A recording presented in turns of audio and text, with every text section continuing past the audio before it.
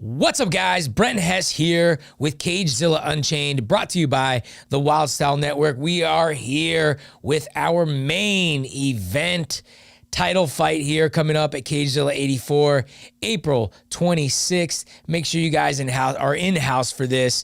Shane, the Night Train Marshall, how you doing today, my man? Thanks for joining us. Good, brother. Thanks for having me. How you doing? Doing awesome, man. Now, you're no stranger to the Cagezilla Cage, but give our Cagezilla Unchained fans a chance to get to know you a bit. You know, I know you've competed in our Copa Elite grappling tournaments here at the Salisbury Center, but give our fans a way to get to know you. Tell us what got you into martial arts, and maybe what led up to this point of you having such success in MMA. Yeah, great question. From a child, I always loved martial arts. UFC wasn't always the biggest, especially growing up. I played the games and always had that mindset towards martial arts. But I remember being in middle school doing the Gracie videotapes because I always wanted to be like a Navy SEAL when I was young, playing PS2 and everything like that. But as I got older, I wrestled. Was involved in sports my entire life and ended up actually going to the Marine Corps, did 4 years, really enjoyed the martial art program there. Once I got out, then I was in college and I found a boxing gym in my hometown, BC Boxing, which kind of really gave me kind of a pathway. I did that for about 2 years and I was like, I wasn't any good, but I was like, this is pretty cool. I'm like, how am I going to do this? It was during COVID. When I was in college, I was like, obviously out of athletics. I was like, man, I'm really getting lazy here. I'm like, I don't know what to do. Like I lifted, like I always like to lift, but I was like, I need another sport because I've always been in wrestling, football, rugby, like very physical, tense sports, but I'm not good at golf. I'm not good at basketball. I'm like, I need to find a sport I can do. And I was like, maybe boxing, but then I was like, well, I'm not that good yet. So I'm like, I'm good at wrestling. Maybe I'll do jujitsu. But then I was in my uh at my house just looking up gyms because I got a job offer down in the DC area. And I was like, well, let me look around. So then I ended up finding DMA. Found an apartment close to that, picked my apartment. I'm like, I'm gonna go DMA. And then kind of start from there. And the funniest part about how I actually got my first fight, I was training at DMA for a while. Started picking up the sparring. We have a really good team, great coaches, great community. And they just asked me one day, they're like, hey, would you be interested in fighting? I'm like, yeah, I'm open to that. I'd like that. And then like 2 weeks later, they're like, hey man, we could have a fight for you like in 2 months. And I was like, oh, I thought that was like a walk by conversation, but I'm like, I guess I'm doing it. Then did the fight, did good. And I was like, that was a lot of fun. I'm like, let's keep it going. That's awesome, man. I mean, and so you said you just kind of going backwards a little bit. You say you were in the Marines. What was that? What was that training like, man? Because I mean, I'm sure they got an awesome program in and of itself there, right? Yeah, it gets it's very good. It has like the McMat program, which I want to say it's very comparable to MMA, like the sport. It's good, Yeah. a lot of self-defense tactics and everything like that. The training itself, obviously, very hard, mentally grueling, builds your mental toughness, but it was a good time. I was with a lot of good guys. And yeah, it was just a lot of savages around there, but yeah, Does a lot of that dogs. does the drill sergeant come in and tap all you guys out, or what? How does he? No, no, no. Drill instructors, but they're very scary people. Great guys. But yeah, very intense folk. That was only for a few months, but the fleet is like still intense. I was in motor T, so we just do our field ops and everything like that. But my lieutenant, he was actually a boxer at the Naval Academy, and he brought back the Marine Corps boxing team. So that's where I not even backtracking from that story. That's where I was like, oh, boxing's cool. I kind of want to do it. Hmm. And once I started doing it, I realized like how hard it was. Cause I never like a lot of people watch TV and they're like, oh, I know how to throw a punch. And then Yeah. once you try it and start hitting pads, you're like, wow, this is a lot harder than I really thought it was going to be. Like, I'm an athlete, wrestled and everything like that, but once you try throwing punch or something, you're like, wow, I'm really uncoordinated right now. My Especially when you're balance is getting hit. everywhere. Yeah, especially when you're getting hit in back too, right? Yeah, luckily I didn't have anyone really throwing at me like crazy, but I'm like, geez, I'm That's like, awesome. I gotta get better at this. Well, you're a boxer too, man. We're gonna have to get you into our Champions League boxing event here one of these days, huh? That would be fun. I always wanted to do something kind of like that. Like, Yeah. I'm open to all the sports. I just want to be involved, stay active, Yeah, you do see what I everything, can man. get. You do the Copa Elite, you do Cagezilla, boxing. Man, you could be one of the few guys who have done all three. Yeah, I want to say my boxing's up to par yet, but we're getting there. We're getting there. Perfect, man. Well, first of all, thank you for your service there in the Marine Corps. Well, We appreciate appreciate you. we appreciate that. And now you're headlining our main event here, April 26th at Cagezilla 84. Tell us what kind of energy are you feeling heading into this enormous light heavyweight title fight? Because I know that you fought for this title belt before, and I watched that fight, and it was a very, very, very close fight. I mean, it could have gone either way at any point in time, and positionally, I thought that maybe you just got out positioned throughout the fight, but not to say that you weren't doing the same to him against our former champion Evan Stevens, who's actually going to be making his pro debut 2 weeks before your main event title fight here. Tell us, what did you learn from that experience, and give us a little bit about the future of what can we expect to see from the Night Train come April 26th here on Cagezilla 84. Yeah, so first off, so grateful for the opportunity. Again, been training very hard for it. Very, very excited for the opportunity. Yeah, the first title fight, I just didn't have the experience, that type of level of experience yet. Evan Stevens is a great champion, absolute dog. That fight was very brutal. We were both bleeding quite a bit there. Yeah. And I actually just watched it back for the first time once it got posted on YouTube. And then I was like, wow, I was really mad at myself because I was like, I really rushed a lot of things, rushing positions. And I think that was just a experience barrier where I didn't really know how to settle. I didn't know how to win fights. Like, I was doing good, but just wasn't getting positioned to actually put myself in a good position to win. I remember the third round watching, like having my perspective like in the moment versus watching it. It's like, wow, I thought it was going completely different. Like, I was in a really good position. I would go for like a choke or something like that when I'm like just spin behind, take the back, and I could have won the round and gone from there. But there's just so many little moments that against good fighters you can't lose those small exchanges. So this fight, I'm really just focusing on if I win those small victories, don't give them any space, take them deep water, and get the title. Yeah, don't give up position, because the fight started off between you and Evan. It started off real. I mean, you weathered a heck of a storm there at the beginning of the fight. And then next thing you know, you're on top. And I was like, Yeah. holy crap. I was like, he's on top. But then you lost position.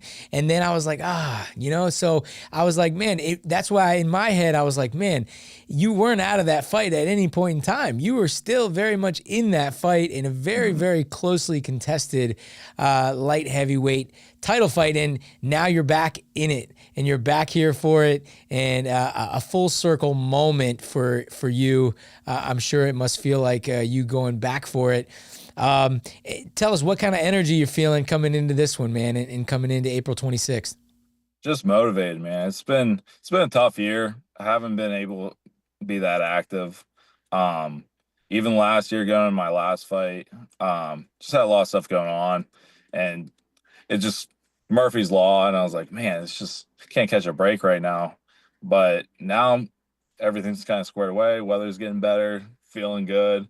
Got that sun, vitamin D coming in. That's Just right. ready to take the storm to my opponent and go from there.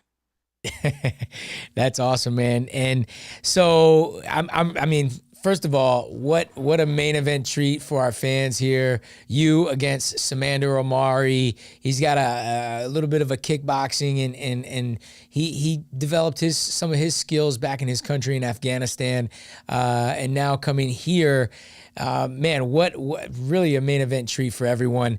But I'm gonna bring you a couple questions from our fan zone, man, and that's something new that we're doing from our Cagezilla fan zone. Just some of the young athletes, maybe online on our Instagram and stuff like that really follow you guys and look up to you guys. And really just wanted to throw some questions out there to you guys. So I'm passing them along. The first one is, what advice would you give your younger self, and would you change anything? Great question. Yeah, love the fan interaction, but yeah, if I could talk to my younger self, I'd probably just say stay on the path, trust the process. Changing anything, I wouldn't really change anything. I think everything happens for a reason. I wouldn't be where I am today if I didn't have everything that kind of occurred happen, right? Like, obviously I'd go back and say I wish I won this or I did this differently, but at the end of the day I didn't. And to everyone out there, I'd say no matter where you're at, there's always the sun's gonna rise tomorrow. Just get after it and go from there. Yeah. Gotta deal with Yeah. it. That's a great outlook. And question number two, what is your, and this one was a popular one, because I'm sure a lot of these young guys coming in, they're high school kids, they're trying to figure out how you guys get so big and buff and strong and like you, man. And so they're saying, what is your daily routine looking like when you're getting ready to train for a fight? So it's definitely takes a lot of sacrifice. You have to not gotta make sure you're getting your sleep quality, hydrating, taking care of your body. I don't think people recover enough. Strength and conditioning, obviously, from us. But for myself, I work like everyone else. I have a day job, so I work in construction now. So early mornings, getting off, and then taking a little time, eat, go to the gym, work out, and then getting some mitts, pads with my striking coaches, get my grappling training in, and then on the weekends, just working out as much as I can, making up time. Awesome, man. Yeah, sounds like you stay busy and you don't have a ton of time for distractions. And I think that's a big part of it too, being an athlete that's going to be aiming for higher goals, is you got to stay away from certain stuff too, right? Exactly. You There's would a lot probably of temptation out there, but there's only one way to go if you want to be successful. That's right. Gotta go the hard route. That's right. Now you mentioned recovery. What just I think it would be good for our audience to hear. What do you do for recovery? Ice baths, things like that, or you just get good sleep? I, I do. I mostly I like the sauna. Obviously hydration. Just taking your supplements, taking your vitamins. Just not putting yourself in good. When I say like go in gym, make sure not ego lifting. Like listen to your body. Have good technique. Just don't try to throw anything up there. And then yeah, just keeping a good diet and kind of go from there. Walking, all that stuff. Yeah, staying smart, staying consistent. Now, before we leave, I like to always kind of collect a quote or a motto, maybe something that your coaches have shared with you, something that you live by, something you've read that you can kind of pass along to our audience and maybe empower them a little bit. That's a good question. I have a lot. I love quotes. But my friend Ryan just dropped this on me the other day, and he said, "Hope doesn't float. You gotta learn how to swim against it, not with it." And I was like, "It's very good. That's very good." So you Dang. pretty much just gotta, if you want something, can't just be hopeful with it. Can't take the path of least resistance. You gotta learn swim against that current and get after your goals. I like that, man. Say that again. I like that one. I haven't heard that one. Yeah, it's good. Hope doesn't float. You gotta learn to swim against the current, not That's with it. right. That's right. You got to learn how to swim against the current. I love that one, man. That's you could take that to fighting or life in general, man. Now, Exactly. um, Your fight name, man. I always love to, before we finish up here, man, I always love to hear origination stories to fight names, and maybe you have an interesting one. I'm not sure, but Shane, the Night Train Marshall. Where'd you get the nickname Night Train? So that actually came from Pee Wee football when I was like 9 years old. I was always Jeez. like a dense kid, I'd say, and just running through people's faces like Marshawn Lynch would say. But it's funny because when I was gonna like, I don't think I should give my own nickname, right? But when I was going for my first fight, my first amateur fight, the announcer, he's like, "Do you have a fight name?" I was like, "No, I'll just put my name." He's like, "Oh, I'll make one up for you." And I was like, "No, I'll do the Night Train. I'll stick with that. I got that when I was a kid, so I'll stick with that." Oh, so you Been gave riding it. with that for a while. Okay, you went with that versus him picking one Yeah, for you, right? so Bruce Morris, my old football coach, gave me that nickname a long time ago. So I figured I'd unretire that for for the fight game. All right, yeah, perfect. Shout out Bruce, and that's awesome, man. Well, hey, give us a way, Shane. I think you got an awesome, bright future ahead of you. Give us a way that we can show you a little love online, whether that be your Instagrams, any social medias you got, and you can also give out some for your team if they have some stuff, and you can give out any shout outs that you might want to give out to family, friends, anybody like that. Oh, perfect. Yeah. Foremost, just follow District Martial Arts at District Martial Arts. Keep up with our gym news. They Not just me, we have multiple active fighters. My handle is Nadelator34, another nickname that I got from my childhood that I keep. But they'll show on screen. But yeah, just keep up with District Martial Arts. Have a lot of love for the gym. They've done nothing but good things for me. So yeah, give them a follow the news, come train with us, have fun. But shout outs, just want to shout out my family, sister. I have a beautiful girlfriend that supports me. So I wouldn't be able to do this without my gym support, my girlfriend, family back home. I have a nephew that loves to see me on the TV for my fights and stuff like that. So it's always nice feeling a little famous for that. So Yeah. headlining this event's definitely been a big honor. I'm grateful for the opportunity. Plan to bring a lot of violence for the cage for the fans. Yeah, that's what we want to see, and sounds like you got a great support crew, and a great atmosphere, and some great people that you fight for, man. So that's a powerful thing in and of itself. So, well, there you have it, guys. Thank you for joining us, my man. Our main event coming up here on Cagezilla 84. I know you got a ton of stuff going on, so I appreciate you taking a little time out of your day to come on our Cagezilla Unchained interview here. I hope training and everything continues to go well for you. Please say hi to your coach, Coach Charles. I got a lot of love and a lot of respect for him. And Charles is the man. Yep. And I like I say, I hope training and you stay healthy and everything leading up to April 26th. And once again, thank you for joining us here today. Thank you for having me. Appreciate it. All right, guys. There you have it. Cagezilla 84, April 26th. You do not want to miss it. Shane, the Night Train Marshall, will be one half of our main event that night, and it's going to be a fight that is going to go down in the record books. You do not want to miss this one. Make sure you guys are picking up tickets at CagezillaTickets.com.